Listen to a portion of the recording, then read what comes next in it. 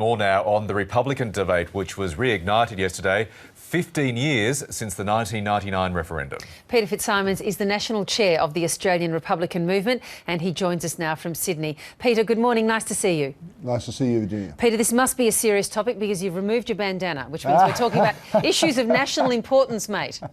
The bandana sometimes scares the horses if they haven't seen me before, so they jump about. So I'm trying to look a little bit more credible. Yeah, see, there you go. That's what we're reaching for here, credibility. You've got to reach also for a lot of popular support because compared to back in the 90s when we really had high levels for support of a republic, they're off their highs at the moment, aren't they? Well, but I'll tell you what, we are coming back, no joke. The response, I did a speech yesterday out on ABC, you'll be pleased to hear, for the National Press Club. Our membership site crashed 3 times yesterday afternoon. So, you know, people wanting to join up, and no joke, I have been overwhelmed by people saying, yes, let's do this. This is the 21st century. It doesn't have to be a huge structural change. We simply, I mean, the proposal that I put out, and I'm the chair of the ARM, but everybody's got a different, well, there's several different models, but for what it's worth, the model that I have, the current system is the Prime Minister chooses the Governor-General, asks the Queen of England. The system I propose is everything stays the same. We still call that person the Governor-General. Prime Minister chooses the Governor-General, and instead of asking a woman living in a palace in London, is it okay, what we Australians have decided, the Prime Minister asks the Parliament of the people for a 2/3 majority, and it's done. And we all get on with our lives, and it won't affect the economy downwards. You know, it's a very simple proposal.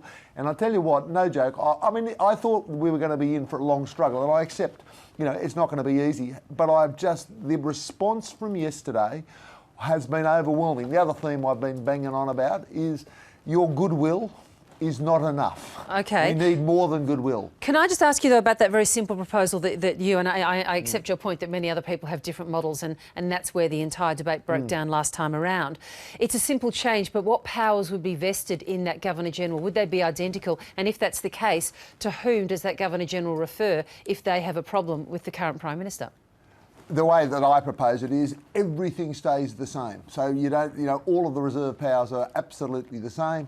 And if that governor, if the Governor-General were to lose confidence of the Parliament, then he would then we'd go back to the Prime Minister would choose another Governor-General.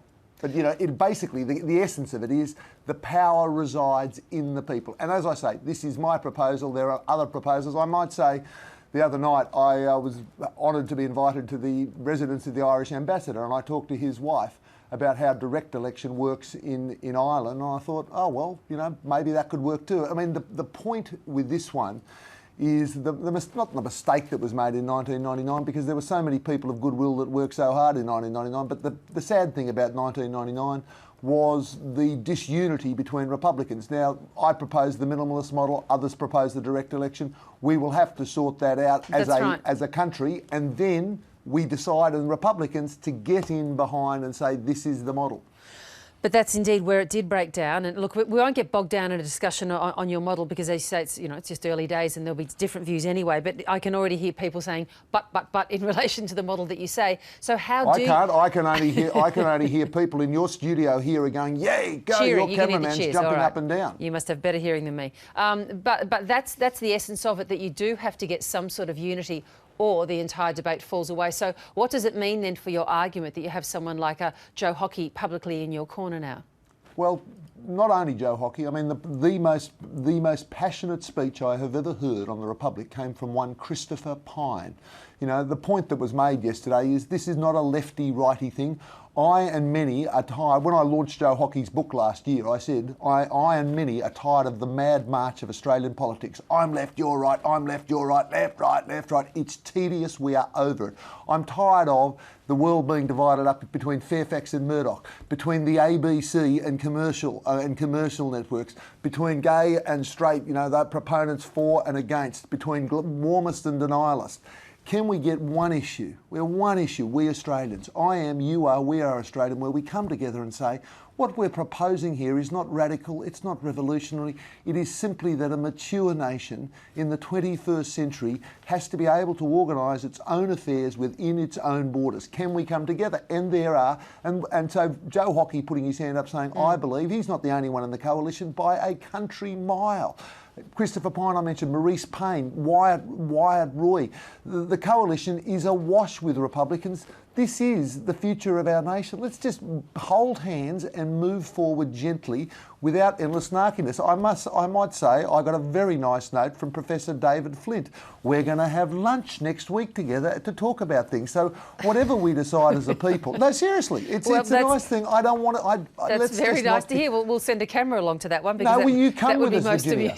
amusing. You join us. I'll come along too. Lovely invitation accepted. But I guess where the debate really has changed, not so much the debate, but I guess the point of view of the Australian public generally, and maybe it goes to your issue of the mad march of left-right, is that a number of people think that this is not a top-order issue, that we need to be focusing on other issues, on the economy and the like. What's your response to that particular point of view? I refer you to my speech yesterday. Sounding like a politician, mate. No, I know, and I don't want to be a politician, but as I refer you to the speech yesterday, which was, every step of our history, there have been nervous Nellies and nattering Neds who say, we can't do it now, there's more important things. Federation, 1890s Australia was a basket case economically. We still came together for federation.